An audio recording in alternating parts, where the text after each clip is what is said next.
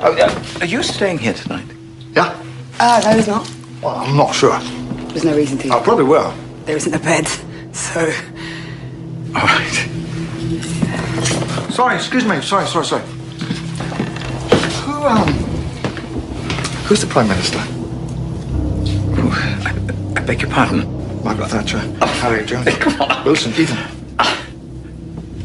I think it's better to leave your granddaughter here with her friends. They seem respectable. And I'll keep an eye, of course.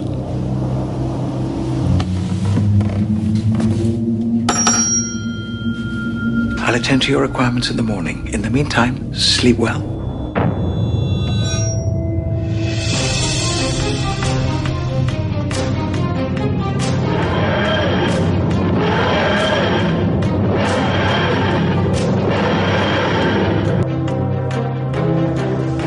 Welcome back, everyone. This is episode number 45, and thank you for taking just a little bit of time out of your day, your morning, your afternoon, whether you found this live in 2017 or whether we're some archive footage in the year 3017. Who knows? But whatever year or time or day you're listening to us, we appreciate you taking some time out to listen. So this is Discussing Who, episode number 45, and I want to say hello to Lee Shackleford. Hey, Lee.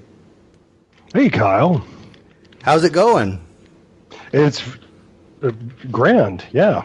Long time no see. You know what? It is really nice to be able to say that for the first time ever. Exactly, yeah. Because it's been, as we record this, it's been like 4 days since I saw you. I know. But, yeah. I know. Yeah. And speaking of, seeing someone else again, welcome back, Clarence Brown. Hey, Kyle and Lee. How you guys doing? Outstanding. I'm rested for a little while. Whenever I got home Sunday night, I was tired. Yeah, I was worn out, and my drive was about half what yours was. So yeah. Well, yeah, somehow my 30-minute nap wound up with me waking up at 2 a.m. So I guess I was tired as well. Yeah, well, see, I can take, I navigated, so, I didn't actually have to do the driving like some other people. So I think what turned into about an hour and a half nap, I can, kind of say, okay, well, at least I wasn't the one driving 6 hours. So I think that's understandable. Okay. So you had Clarence doing the driving as well. Exactly. But I get that. But I was navigating Gleary. Yeah. And for any of you who are wondering what Gleary is, listen to our next episode 46, and just use that as a little bit of enticement to listen to 46, and you'll find out what Gleary is. Gleary? So if you wonder what we're talking about, and if you've just coming in and this is the first episode of Discussing Who that you've ever listened to, welcome. Glad you decided to pick up and give us a try. But we have been talking about, probably in the last 4 or 5 episodes, we've been talking about WHOLanta, which was this past weekend, 2017, May 5, 6, and 7 in Atlanta, Georgia. And this was the first meeting that Clarence and I had with Lee, and so all three of us were in the same room with Colin Baker and Nicola Bryant, which to me was the highlight of, other than, meeting you, of course, Lee, but was the highlight of the weekend. What do you guys think? I've been around both of them before, and I knew we were in for a show with them. They're fun individually, and especially when they're together. So, terrific. And, Camille Kadori, she was absolutely freaking hilarious. Yep. and one final shout out that I've got to do before we move on to what we're talking about tonight.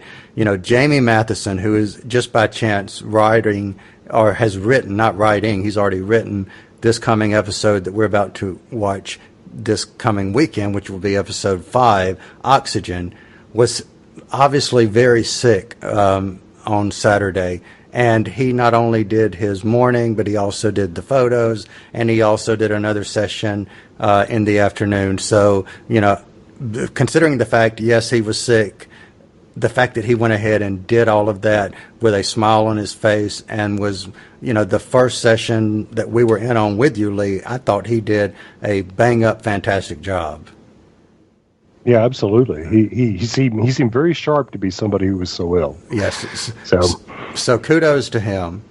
So good. Well, let's look for 2018. I think it's pretty much mutual agreement that we all want to go back and see who's coming in 2018. So keeping our proverbial Time Lord fingers crossed, we'll see what happens.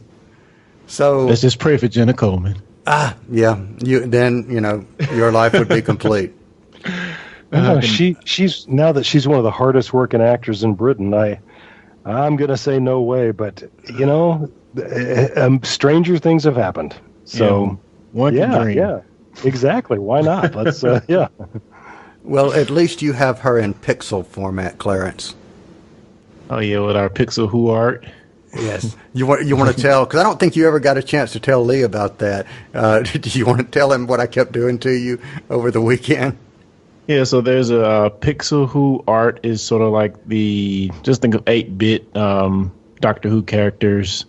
So yeah, there's a picture of Jenna Coleman and Capaldi in the TARDIS, and Cal just refuses to acknowledge a one Clara in the TARDIS. So, I forgot about her. What? Sure. I forgot about her. I mean, wasn't that how, I couldn't remember who that was. Oh, yeah. She was on the trip with Pete. Yes. Yes. All right. Back to thin ice again. Oh, yeah. All right, so anything else going on, guys? Not really, no.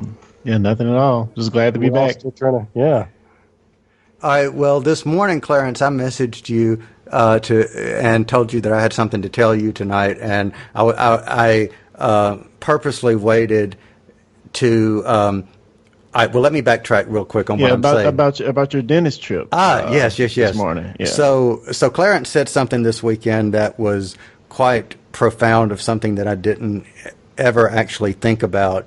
And I've noticed him doing this when an episode's come out or we've watched something, and I never got it. And then after he said what he said this weekend, it was like, ding, ding, ding, ding, ding, ding, I finally got it, which was he purposely avoids talking about whatever that subject might be, like this episode or whatever, so that it's more organic when you record. And it said, I think that was something that you and your brother had picked up for Techpedition, right?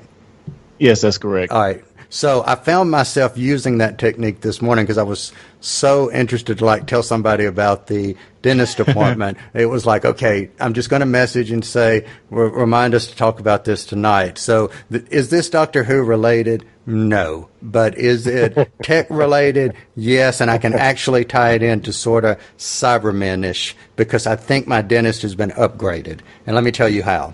So I go in this morning and I am going in to have 3 cavities filled. And let me say, I do not like going to the dentist.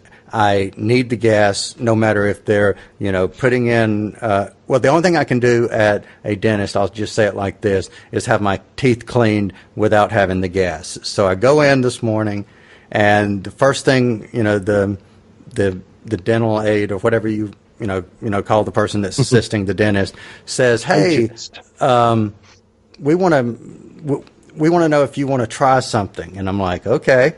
And she said, we have a laser and we can use that instead of doing, the old school drills. And she was like, would you be interested in doing that? And I was like, okay. And she said, so we won't use any, we won't have to deaden it, and it's, the ones that have had it done so far are, they like it. They say on a scale of 1 to 10, 2 is the highest someone's rated it as pain.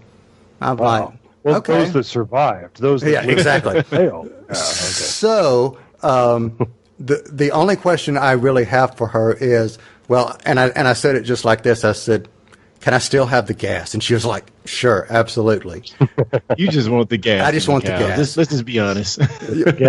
So speaking of the gas, and this is how I'm tying this into Doctor Who, because I actually mentioned this on Podshock one time that I had been to the dentist before that I did this, and I seemingly do this every time I go to the dentist. So you're getting the gas, and you're getting that first feel of the gas.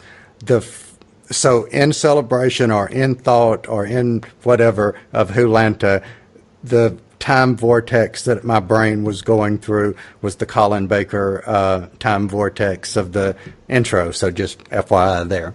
So they come back in, so they start doing the drill. And I got to tell you guys, I did not feel it felt like you were just hitting the tooth or whatever with some really, really, really, really cold water. And other than that, after it was over, it was like, okay, we're finished. And I took a Tylenol about 4:00, and I haven't felt anything other than needing to, like I said, take a Tylenol about 4. I mean, I got up out of there, no numb mouth or whatever. I had been lasered inside my brain, and I just kept going. So that's my tech story. Cybermanish. I've been upgraded.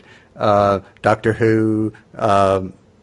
Vortex while you're getting dentist gas. So, woohoo! Yeah, and the gas was just a bonus. And the gas was a bonus. That's pretty cool. All right, so that was my story. That was what I wanted to tell you. So, Clarence, before I get to ask Lee about his thoughts, because he's not been with us on Smile and Thin Ice, we're going to be doing something, actually, I realize, not this weekend, but next weekend in Hattiesburg, Mississippi. You want to tell everybody about that? Yeah, we'll be attending the Southern Geek Fest down there in Hattiesburg, Mississippi. I think it's their second one. Yep. Yeah, second annual convention down there. And we're actually supposed to be doing a panel. So that should be interesting. It'll be our first time doing it. It should be a lot of fun. And we may, since we won't have Lee there, we may have to bring in a few of our friends, like Angie maybe, and maybe even Mark to participate.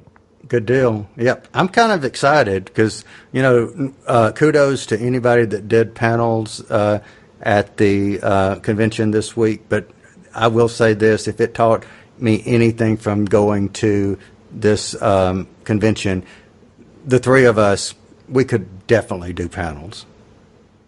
Agreed. Just saying. All right, so before I get to talking to Lee about his thoughts on Smile and Thin Ice, just want to give a spoiler warning and just let everyone know that from henceforth, if you've not seen the first few episodes of this season of Doctor Who, chances are there are things that we're going to discuss that will be considered spoilers. So, again, spoiler warning, and consider yourself warned. Spoilers. Spoilers. Spoilers. Spoilers. So, Lee, Smile and Thin Ice. What were your thoughts? All at once, huh? All at once. Go for it. Yeah, I feel like we talked about Smile, but that was on Podshock. Well, I am thoroughly enjoying this series so far, and I just listened to the most recent. I guess it was discussing Who 44, and as always happens, I just sort of talked back to my podcast device and saying, yeah, Clarence, yeah, you tell him, yeah. I'm just always on Clarence's side, but. I figured that out. I get it. Okay. Yeah, I know you got it. You guys gang up on me all the time. I get it. but you're with us on this one. It's just about how much we love Bill, how much we're loving Pearl Mackie. Oh yes, that character and the performer, and just I'm just blown away by her. And I think I'm paraphrasing correctly. Clarence was saying it's going to be. Well, no, actually, Kyle, you may have said this in 44 that it's going to. If she is a one-season companion, we're going to light torches and carry pitchforks and storm the BBC, because Yeah. We need more Bill anyway. So that's my main thing about Smile was just how much, and the pilot for that matter, just how much I'm enjoying her as a character and Pearl Mackie as a performer so very, very much. The thing about Thin Ice that I said I wanted to call your comments line and leave a comment about was that Clarence was talking about the issue of race in Thin Ice, and that led the two of you talking about this, and Kyle got into an extremely rare what's the word I want to use, error of fact. Okay, go for it. About Martha. You're right about what she said, but it's a different episode. It's in Shakespeare Code, where she says to the doctor, I've got the lines in front of me here, am I all right? I'm not going to get carted off as a slave or anything? And the doctor's response is, why ever would you think that? So this is the same thing we saw in Thin Ice. He doesn't get it. And I think you're right, that he's just not thinking that way. But anyway, she says, well, not exactly white, in case you hadn't noticed. And this was an important moment for me, and this is really why I wanted to bring it up, because this is one of those things that my wife is studying and writing about. This was a thing in a fantasy TV show that had a profound effect on my real life, because the doctor's response to her was, well, I'm not exactly human. She says, I'm not exactly white. He says, well, I'm not exactly human. Just walk around like you own the place. Always works for me. Wow. And what he's saying is that it's attitude, that if you walk in here like you own the place, nobody's going to look at her and say, look at the black woman. What people are going to say is, I wonder if I'm in trouble. Wow. Yeah, that is really profound. Yes, it is. And I realize that for a lot of reasons we can get into my psychotherapy on another show, but that I have spent a lot of my life walking around kind of apologizing for being there. And I realized this depiction of the 10th Doctor, he's right. If you come into the room like you own the joint, people respond to that. And, you don't have to be arrogant. It doesn't mean you have to be a jerk. It just means that you feel like you've got as much right there to be as much right to be there as anybody. And that's what he's saying to Martha. This is how we're going to play it. You've got as much right to be here as anybody. You and I both know that, so that's what we're going to do. And in Human Nature and Family of Blood, which was the episode you were remembering that conversation as being, and she has to take on the job of being basically a scullery maid. It's, and I can't remember the character's name now too, but the guy who gets turned into a scarecrow at the end, spoiler, he's the one who I think has got the most hateful racial comment of New Who, of asking her how she can tell the difference when her hands are dirty or when they're clean. Oh, yeah. And she just, Martha being Martha and being in the situation she's in, she could challenge him. She could take this guy's head off, but she just keeps doing her job.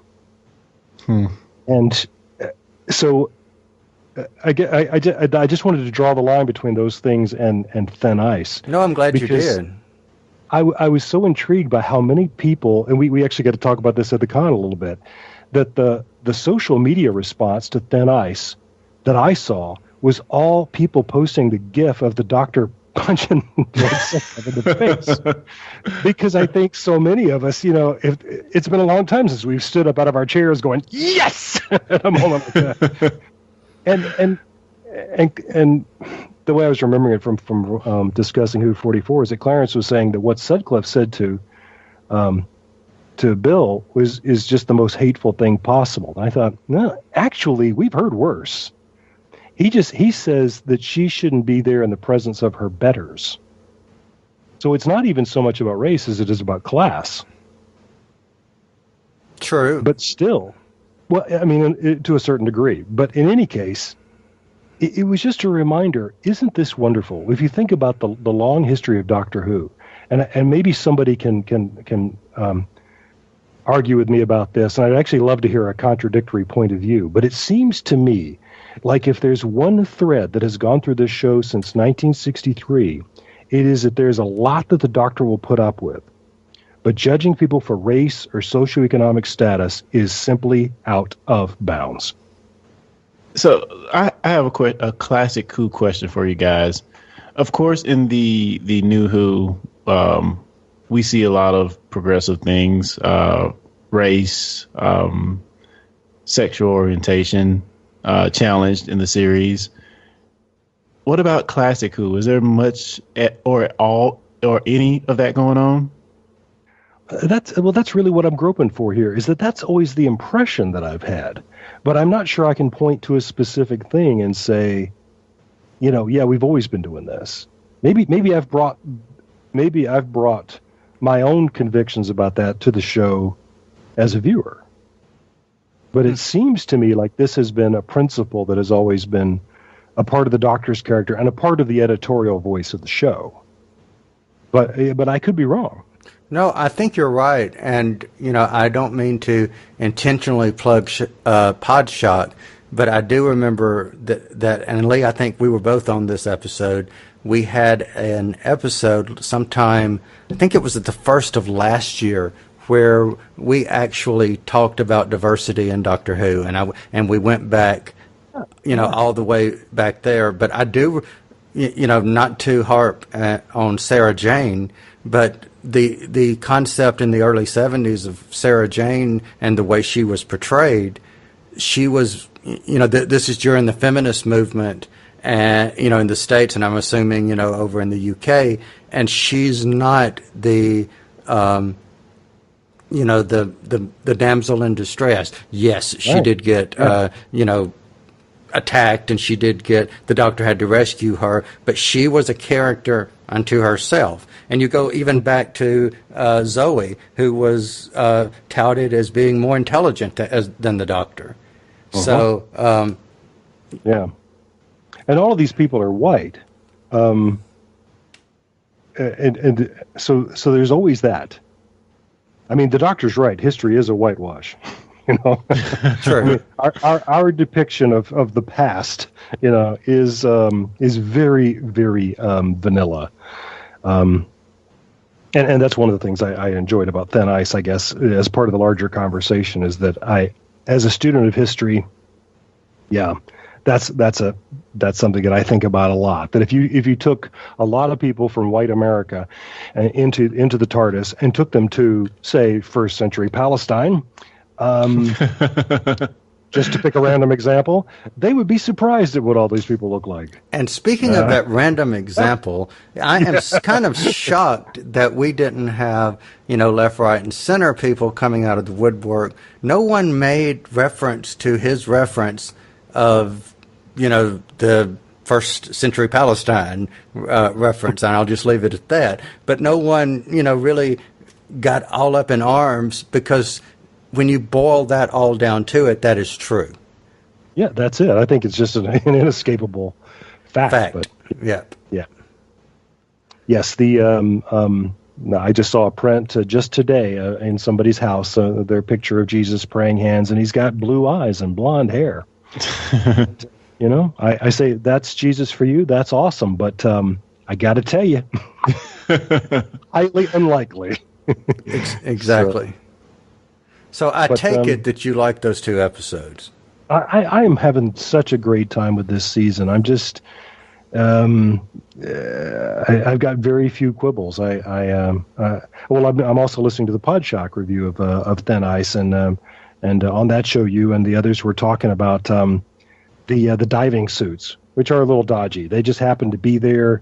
When the Doctor uses his by himself, he doesn't seem to need an air supply in there. Well, that's a new what? Right. And so on and so forth. But these are quibbles. Just so far, we're doing such an exciting job to me of pretending like the show has just begun, and that we're going to learn how everything works along with Bill, and as somebody who's known all of these things for decades now, it's every one of them is coming to me as a surprise. And not to skip ahead too far, but in Knock Knock, I realized for the first time, we've never said Time Lord or regenerate. Yeah. So, yeah. And he after the whole Time Lord thing, he says that's enough for now. Right. Yes. Yes. So let's get to the regeneration thing a little later, if you don't mind. So, and just the quality of writing and performance and production overall, it's just thrilling. It's I'm having such a great time. All right. So are we ready to knock knock? Let's do it. It's only 2 or 3 times. Yes. All right. Good deal. Good deal. All right, so, we do know Knock Knock is the 4th episode and of what is called the 10th series of Doctor Who, and it was originally broadcast on May the 6th, 2017. So we see, Bill actually packing up and moving in to this house with this landlord. So, Clarence, what were your initial thoughts of Knock Knock? Yeah, well, first off, just the name of the episode. Of course, the opening scenes we see knocking on a door. So, are we talking about that knock? Are we talking about the knocking with the pitchfork on the wood, or are we talking about the knocking on the vault? So it kind of could have multiple meanings in this episode. But my initial thoughts, just off first viewing, is I have to say this is my least favorite of the episodes from this season. To me, it just wasn't exciting. It was interesting. We had the Doctor popping up in places where he probably shouldn't have been. It was just kind of creepy, as well as the landlord popping up. So I don't know which is creepier, take your pick, the landlord or the Doctor just popping up around the places. But overall, I really didn't enjoy this episode as much. I know we're going to get into it, but that's just my first thoughts. Okay, Lee, your first thoughts. As always, you don't need me on this show at all. Just because I'm going to say whatever Clarence says. It just. But yeah, I felt the same way. If there's been a downward tick, it's been this episode. Love David Suchet, of course, and always have. And I just thought he was fabulous in this episode. But yeah, it was one of the characters made a quick reference to this being the Scooby-Doo house. And I thought, oh, that's a little on the nose, because I was just thinking the same thing. This is playing a lot like an episode of Scooby-Doo, where and a tremendous revulsion for Bugs. So this is not what I'll be watching again. Yeah, because same I've here. already had all I can take of this one. I don't do well with Bugs either. That just the whole creepy crawly thing. Yeah. But as a story about the Doctor and Bill, getting back to that, fascinating, and her immediate bluff to try to explain him to her new friends, her acquaintances. Oh yeah, that's her grandfather. So that pulls a heartstring for a lot of us, and he tries to correct her. He says, "Well, father, really, right? That old Emma. No, yeah, you are, yeah, yeah, grandmother." So, I found it quite. Oh no, I'm sorry. Go ahead.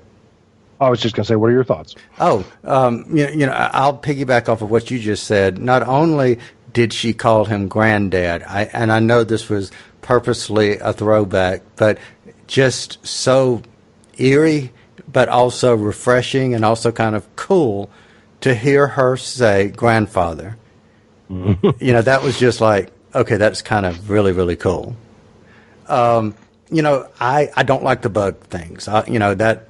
That the bugs coming out of the wall just totally, made my skin crawl. So, I'll agree with what you guys said. So let's just, repeat. This one was the one that I think will be my least favorite. But one of my favorite moments of this episode was when, at the beginning, they're having that conversation. They're having that regeneration talk. And for the first time ever in watching Doctor Who, it actually made me think of, wow, we know about regeneration, we being the audience. But this is, someone being told about regeneration. And I know, other companions have been told, and they've talked about the change and the looks and all that good stuff. But for some reason, this was the first time it ever hit me that, oh, wow, they're actually talking about, he's telling her about regeneration. And I don't know why it seemed profound to me, but it did. Well, I think also in that scene, there was an intentional pause by the Doctor right after, she asked him the question about what is regeneration. And he kind of just paused for a second and then goes on about his business. But I think especially for us knowing what is to come, it was meant to be a bit of a moment. And what kind of moment, guys? I mean, curious, what kind of moment was it? I mean, I just think it was a moment to reflect on Capaldi and, just what the regeneration is. Him not being here for too much longer is kind of how I felt about it. All right, Lee, what did you? I'm sorry, keep going, Clarence. No, I'm done. All right, what did you think, Lee? Yeah, it is. It's, and I'm trying to think about how this would have fallen out when they were filming this episode. I mean, was there a conscious effort on production team to say, okay, by the time this episode airs, everybody will know that Peter's leaving the show. Yeah. So let's make this a moment where, for an instant, it looks like he doesn't know whether or not he should tell her that we're going to play the game that he knows too, because we all know. Right. I don't know, but that's the impression I got. Was that it's like he knows too, doesn't he? Yeah. The character on the show knows. I don't know, but and it's like and now that makes the mission about the vault seem like he's got one last thing to do. Yeah. That he's been doing for 70 years. Well, that's it. It's job security, So I have to ask you guys: Did nobody find it creepy that a random guy sees these kids looking for a place to stay and just happens to be walking by? Oh, I have a place, and it's like the creepiest looking guy ever. I know you guys have a past with this particular actor. He was on some other show that you guys used to watch. What is that show? Yeah, go ahead. You say it better than I do. He was Hercule Poirot on for the BBC for years and years. Yeah, he's like now the definitive screen incarnation of that famous detective. But okay. So so we've always known him with a French accent and with his mustaches. But he's a one of Britain's fine actors, and if you look at IMDb, you'll see he's done a million other things. but you're still right. I mean, it's still. I've been in their situation of out looking for a place to live, in a city where you're going to have to settle. Just get used to it. You're going to have to settle. And I have come away from deals where I just wrote somebody a big check and I don't have my keys yet and thought, wait a minute, that guy could have just walked off. You do things like that. You do. And it doesn't mean you should, but yeah, my heart was kind of with him. I thought, guys, you guys are being stupid. No stupider than I've been sometimes. I don't know. But, yeah. Yeah, well, you just took out my next comment, which was I was going to say, well, Clarence, to, respond in the other direction, no matter how creepy he was, I was going to say, how realistic is it that they just rushed to go sign the paperwork? But Lee just answered that. Well, there you go. Yeah. When you're in their fix, you kind of got to do what you got to do, but it doesn't make it good. But it's still something should have gone off on their radar that they leave out of this little miniature looking house that they looked at renting, and then all of a sudden here comes this person out of the blue who's going to rent them this castle looking house. Yeah. So speaking of that castle house, does it look familiar? No. That's this is a location we should recognize. Okay, well, I didn't recognize it, but thanks to the marvel that is Wikipedia, that particular house was used, certain parts of, and the exterior, I believe, was used in the episode Blink. The famous first appearance of the Weeping Angels. Yes, it's the Blink house. Wow. So I found that, quite interesting.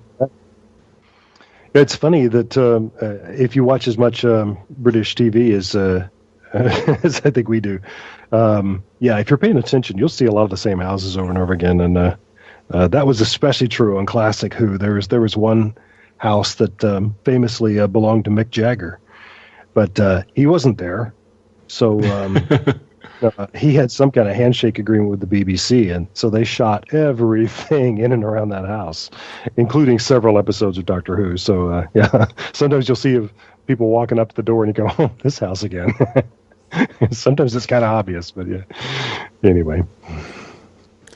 Yeah, do you guys think that we're starting to see Bill have, I dare not compare her to Clara, but it seems like she's starting to have a instant skepticism about situations that she's put in.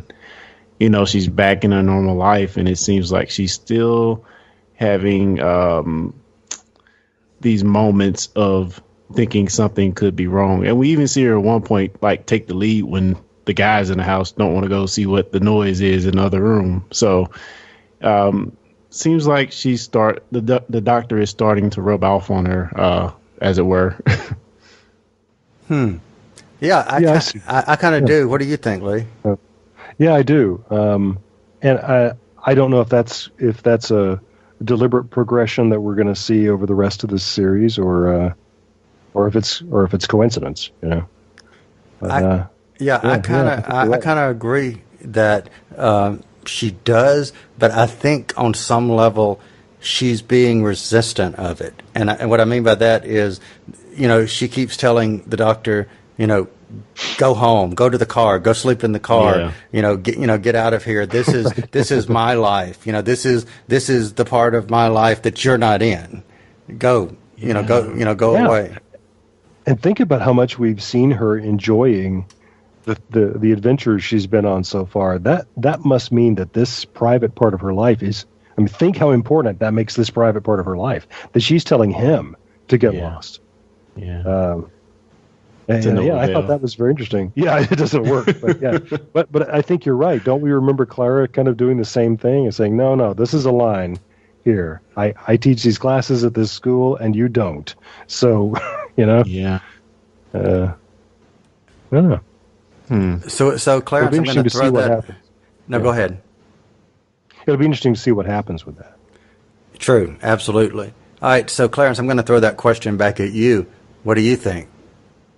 I agree. I think we may be starting to see hints of it, but who knows how far that will go. Maybe it's just in this particular situation. But it'll be interesting to see where she is by the end of the season. Has she tried to take up the mantle and become, this Time Lord like human doing these miraculous things, or is she just still along for the ride? True. And I want to mention something or answer a question that one of you had just a few minutes ago as to when this particular episode was shot. It was actually in the production block for the 10th series that took place on the 18th of July, 2016, and filming began on the 1st of August, 2016, starting with the third episode of the series, Thin Ice, and then it was this episode. Interestingly enough, this episode was originally titled The Haunted Hub. The Haunted Hub? H-U-B? Hub, yes, H-U-B. Huh. Okay. Yeah, what does hub play into that equation? Yeah, it may have been an entirely different place. It may have been an entirely different setting. True. Than we ended up with. But yeah, that sounds like that was early enough that maybe that would have been before Capaldi had even made his decision. True. So I wonder. Anyway. And, one thing that I noticed, and I read that they actually cut this either from the script or either from they recorded it and it didn't make the final cut. The friend of hers named Harry was supposed to be revealed as the grandson of Harry Sullivan, and which I think would have been cool. Yeah. That's right.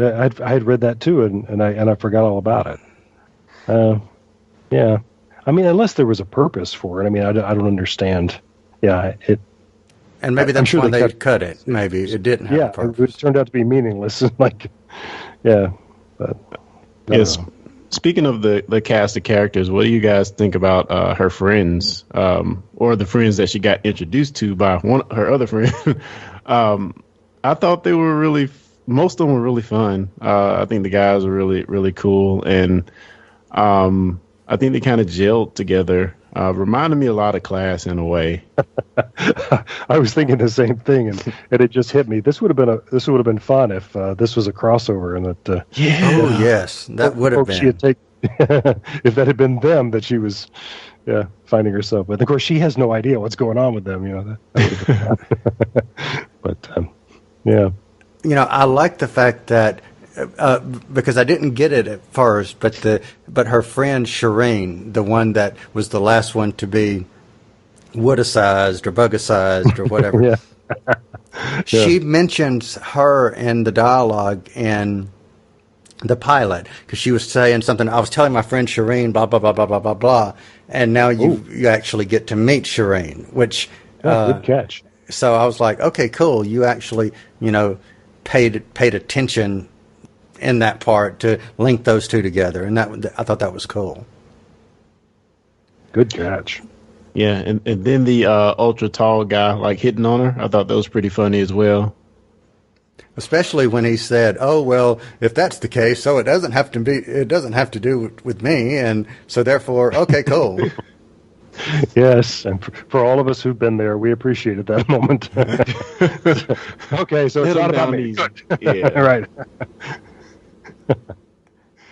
All right, so let me ask you guys, what did you think of the story overall? And what I mean by not necessarily, what happened, but the strength of the story compared to the other three. And Clarence, I'll let you take this first, but do you think, and I know we kind of hinted and hit on this, but do you think as far as story-wise, do you think it held up as strong or more strong or equally as strong or less strong or whatever to the others that we've seen this season? I think I kind of said what I wanted to about it. There wasn't a whole lot going on, just to be completely honest. I thought the enemies, how they were played in the story, I thought that was interesting, but at the same time, I didn't feel like it was enough to keep me attached for the entire episode because we got so little of them, I guess because it is CG and there's a lot of work to be done on that end when they have it in the episode. I don't know. It ramped up for maybe a 10-minute span toward the end where we saw a lot of them and also the mother, in the episode. So I don't know. I as far as the story, I think it's at the bottom of the list of this season. I just didn't enjoy the story that much. Okay, Lee, what do you think? Yes, same here. As I said before, I kind of wish that nobody had made the reference about Scooby-Doo because I was already thinking that this seemed unfortunately like a Scooby-Doo. Not to take anything away from Scooby-Doo. Scooby-Doo, where are you? Exactly, but it was a lot of things sort of jumping out at you, and we can't open the door from this side, and a lot of that stuff that we've all seen 100 million times, and I think a lot of Doctor Who from the very beginning has been prey to this, to trying to use sort of standard horror memes because they work and because they make sense. in story logic, but forgetting that the audience has seen this many, many times, and it's really, really hard for us now as 21st century TV viewers to be for that to hold our attention long anymore. I think. That's what I think anyway. But I did think that the tragedy at the root of all this, that, when the day is done, this is just about this son trying to hold on to his mother. True. Yeah. That's very human and very real, and I thought that was very touching. But it is almost like a grace note. It's at the end of all of the. So I guess now that I think about it, Clarence, that's really what you were saying before. If somehow we could have had more of that, and less of the running down the dark halls and saying, "What's that noise?"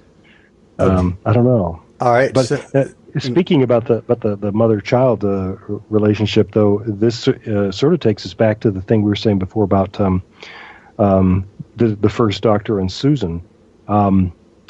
And I appeal to Kyle as the keeper of quotes. But do you remember the landlord? He said something about it's just what you do. If you've made a promise to a family member, then you keep it, don't you? Oh, I didn't get that. Now I've got to go back and watch it. And that's another watch hint. the doctor's face when he says it. Yeah. Oh, so I don't know if if this is what I'm bringing to the show or if this is what's actually in the show. But of course, I'm seeing the first Doctor and Susan all over the place. But doggone it, there's a picture of Susan on his desk now. I mean, exactly. So yeah. Anyway, and front and center, not obscure, front and center. She's on his mind, yes, and he's already told her to shut up once. Right, so. Exactly. All right, so let me throw this out at you guys. So while we were talking, and to make this work, I think I would want to call it not knock knock. I think I would if I were to do this, I would change it back to the haunted hub because it works a little bit better. One of my problems with the entire story was the little boy just happens to go out in the garden. He happens to find these 3 round rocks or whatever you want, marbles or rocks or whatever you want to call them, and that just happen to have space creatures or some kind of creatures in them that transforms his mother. So tell me what you guys think about the story, or if this would have helped the story, or if it wouldn't. If it doesn't, no problem. But tell me what you think of this.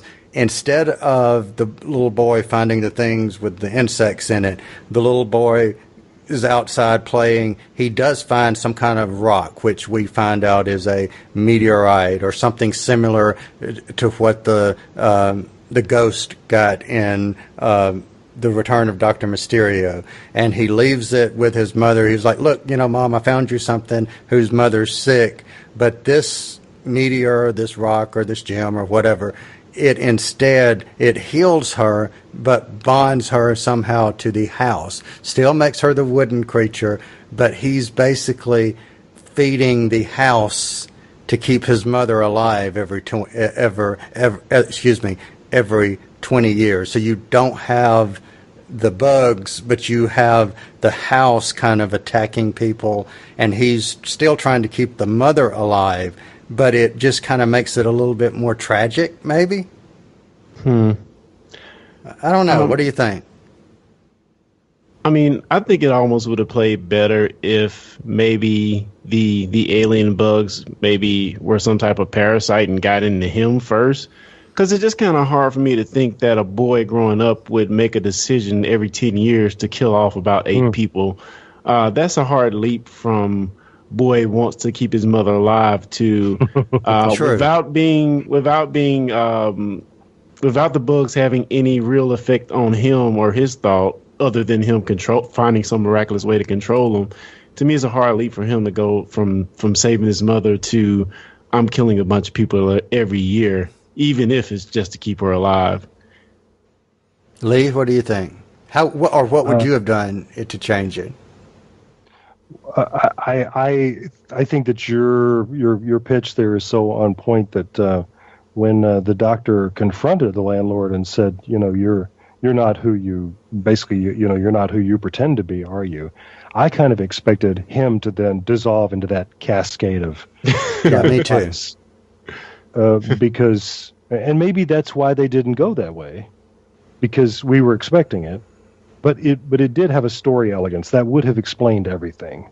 That boy has gone a long time ago, and what's been walking and talking ever since, and luring people into the house is a colony of the insects. But I don't know. I guess we've done stories kind of like that before, and maybe I don't know. But well, I will say this: I secretly hoped that. And maybe it was because they called him the landlord. I just had thought and hoped that he would be another Time Lord in disguise, maybe the Mad Monk or someone like that. But alas, that didn't happen. And the we got a hint there when the doctor asked him who the Prime Minister was. Yes. And the landlord ducked the question. The doctor's already figured out this is a guy whose sense of passing time is different from everybody else's, so that raised our hopes a little bit there too. But I don't know. And we did get a mention of Harriet Jones, Prime Minister. We did, which was really, really, really, really cool. I don't know. I just didn't. I don't know. I mean, I enjoyed the episode. Don't get me wrong, but. Albeit, for the ending, the last few minutes, it's not one that I would probably say, oh, I can't wait to even pick up. I'm still not going to, pick it up and watch it again tomorrow or the next day or something like that, except for the ending, if I want to go back and watch that again. So before we get to the ending, does anybody else have any other thoughts on the story before the ending? Not I. All right. Well, Clarence, kind of set the stage. What happened, if you would, please, at the end of the episode? So at the end, we're back in the basement or dungeon, whatever you want to call it, with the vault. And Nordal is up to some funny business with the vault. I guess he's investigating it, trying to do something. I'm not sure. And the doctor comes in and basically tells Nordal to get out. Go do it, whatever you do. I don't want to know what you do on your free time. Which was funny. Yeah. So, and after that, we see the doctor. I think he has Mexican or something food with him. Yep. And we hear a piano playing, and he's talking to whatever it is in the vault. And he goes in. Which I'm totally shocked by this because I thought they couldn't open it because whatever horror behind it could not be unleashed. So I don't know. I was immensely confused by this scene actually. Hey, Lee, what did you think? All the same, yeah. And I know it's a cliffhanger. It's supposed to have us sit up and say, "Wait, what?" And it worked. That's what I did. I said, oh, "Okay." Yeah, whoever or whatever is in there, they can play the piano. They play the piano, and they played more than one song on the piano. And yes, purposely he says things that says something about children being hurt, and it's da da da da da da da or something. I don't know. It's kind of like what you guys said. It just kind of like. All right. Before I didn't even finish my thought, but I want to ask this. Do we think that the doctor doesn't want Nordal to know that he can enter the vault? I think so. Or at least he doesn't want to hear criticism from Nordal about the fact that he's doing it. Mama Nordal. Yeah, he doesn't want to hear from Mum. Right. Yeah. Because what we've seen just in these 4 episodes, right? We've seen a trajectory of Nordal doing what he's told, to Nordal griping about doing what he's told, to being on the edge of rebellion. So I don't know. The tension is growing between the two of them. Yeah. Do we think What's in the Vault has a connection to Nordal in some way? Especially with his latest reaction to the doctor showing up and telling him to get out. He just seems like he has some type of connection to whatever it is, in my opinion. Yeah. Explain. Kind of elaborate. I mean, I don't know. That's what I have no idea what it could be. But I just kind of feel that way by his reactions. Yeah. Well, certainly if he didn't before, he does now, because we have to assume that Nordal has been with the doctor watching this vault for whatever, 50 years or whatever it is. Yeah. So, and when you asked that question, it made me wonder if Nordal's story does not end positively. And I don't mean that something tragic happens to Nordal, but let's assume for one moment that he does not know that the doctor can enter the vault. And then once he finds out that he has been with the doctor guarding the vault, or keeping it locked, or keeping whatever's in away, does that in turn make him feel betrayed, and in turn cause him to betray in some shape, form, or fashion the doctor? I don't know. Could I'm happen. just speculating. Yeah. Well, it does make me wonder once again, not only what's in the vault, but who's in the vault, which I know we've only got, this was episode 4, so we've got, 8 more episodes left? Yeah. Who could play the piano? Yeah. You guys know? Yeah, does that sound, I couldn't think off my head, top of my head, so to speak, who would have played the piano. I mean, I could assume that it sounds like it might be one person in particular, but did any thoughts come to you about who that might be? Oh, do you mean like should we be connecting that to somebody that we've seen and heard play the piano before? Perhaps. Do you remember anybody playing a piano? That doesn't. No, that. That didn't jog any memories for me. So we haven't seen Missy do it. Right, but considering what the change in the music to the comment about the hurt kids and the happy music playing, then that sounds like somebody was playing something nice. To paraphrase, well, perhaps. I don't know. Maybe so. Yeah.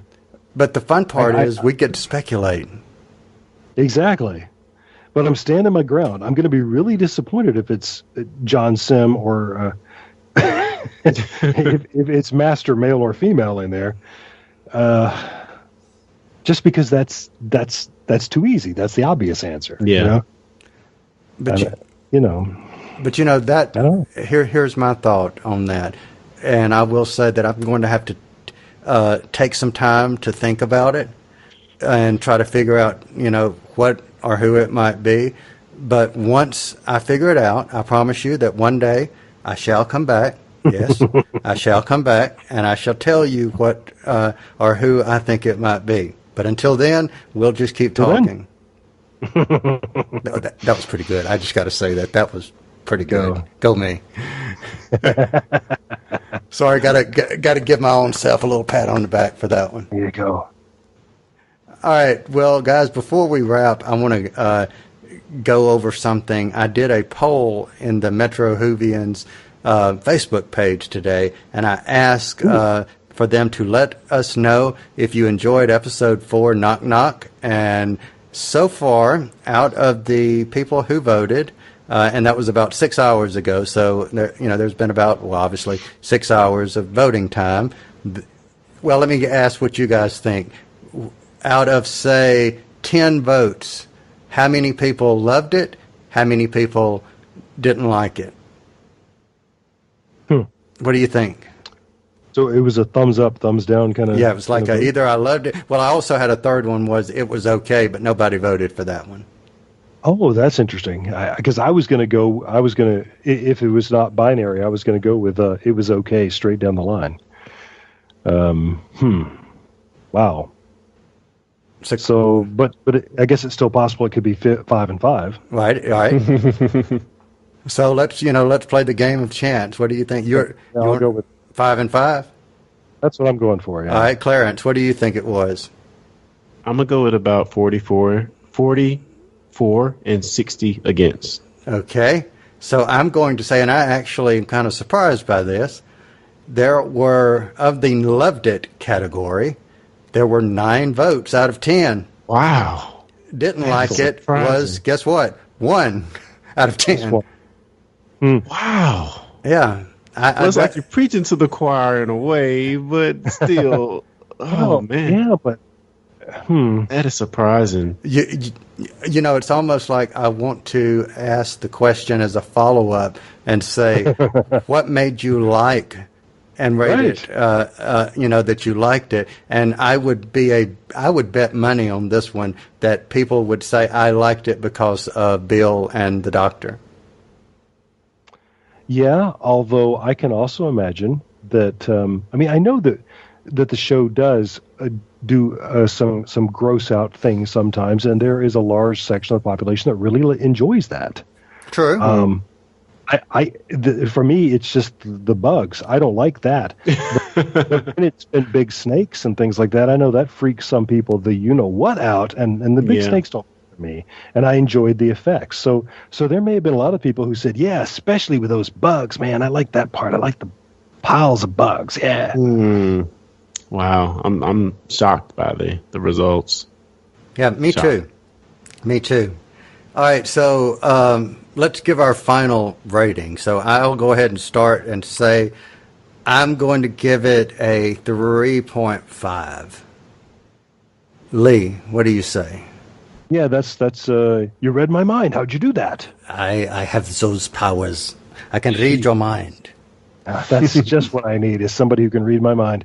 Well, I'll never sleep again. Okay. But yeah, I was thinking 3.5 exactly. There's so much about it that I liked, but still some big problems too. So yeah, 3.5. All right, Clarence. I'm going to put this one firmly at a 3. I don't want to be the bearer of bad news, but I just did not enjoy this one very much. And only upon second watching that I really gleamed anything worthwhile out of it at all. I mean, there's some points in it that were really good, but just overall, I think the story was not great. It was slow, which maybe it was meant to be slow because it is, kind of a one place story. So, I mean, I don't know. I just did not enjoy it, and I think it's squarely down the middle for me. All right. Well, I think we have pretty much covered knock knock. Who's there? No pun intended. So I will say one last thing about it, which is the scene where the mother is taking the son, and right before they bug out. The emotion, but that and say his name for me, Lee. I can't never say it right. David Suchet or Suchet. Mm-hmm. Okay, cool. He did a very good job of doing. It was actually a little sad the way he was being embraced by his mother and whatever. So that I thought was good. So I'll leave that on a positive note. So wrapping up, Lee, where else can people find you? I encourage people to check me out at relativitypodcast.com, where scripts are coming together for the next season, I guess. Batch, pile, heap, whatever episodes. But we are, with every tick of the clock, we're getting closer to people actually having episode 11 into their personal ear holes. Oh, yeah. So there you go. relativitypodcast.com. All right, Clarence, where else may people find you? Yeah, if you're interested in tech, anime, and a whole lot more, check out techpedition.com, our most recent episode, which will come out in just a few hours here. It's named episode 14. I don't want to be Batman anymore. So, yeah. So that explains the new Tech Pedition background on Facebook. Okay. Yes, a little precursor there. So yeah, that's where you can check me out, techpedition.com. Kyle, what about you? What you working on, man? All right. Well, other than getting our panel ready and doing some things for discussing Who, Lee and I can also be found on Doctor Who Podshock. The latest episode, 339, reviewing the pilot, was released, I think, on Sunday or yesterday, at one of the two. So visit podshock.net. We've got 2 other recordings already in the bag. Lewis is just working on, posting those and getting those edited. So we should be back soon with more episodes, but check them out at podshock.net. And guys, unless you have anything else, I think the appropriate thing to say is on behalf, I said, do you have anything else? And you just kept talking. Does anybody have anything else? Not that it matters. No, it does matter. It absolutely matters. Oh. You'll strand me on a spaceship out in infinity somewhere. So absolutely it matters. With your oxygen running out. Yeah. Exactly. Yeah, I will say I can't wait for the next episode. Oh my God, that trailer looked amazing, especially after this episode. That was a downer. Yeah, and especially after we got some insider dope about that from the screenwriter too. So. Yes. Oh yeah. Discussing Who. So yeah. Which makes me want to watch it even more. Exactly. Oh, and one other programming note that I want to mention. Before we have our review of Oxygen, later this week, it's already in the bag. We just have not released it yet. We will have our review of WHOLanta. It's just like a recap of WHOLanta. And just want to give a little preface of the audio. Some of it was recorded actually at the convention. I was sitting between Clarence and Lee, and we were talking about, I believe, the TARDIS. I believe is what we were talking about. So that you've got some background noise going on, and then, of course, while Clarence and I were traveling, we did some recording. So just keep that in mind. But that's actually going to come out before our next review, so it should be out Friday or Saturday. So just be on the lookout for episode 46, and this episode hopefully will go out, if not tonight, it will go out, on Wednesday, which will be tomorrow, I believe, the 10th of May. Right. And so good deal. Yeah, a bonus episode. A bonus episode, so that's cool. Yeah. All right, so guys, on behalf of all 3 of us, we'll do this right this time. We will say that we are out of here.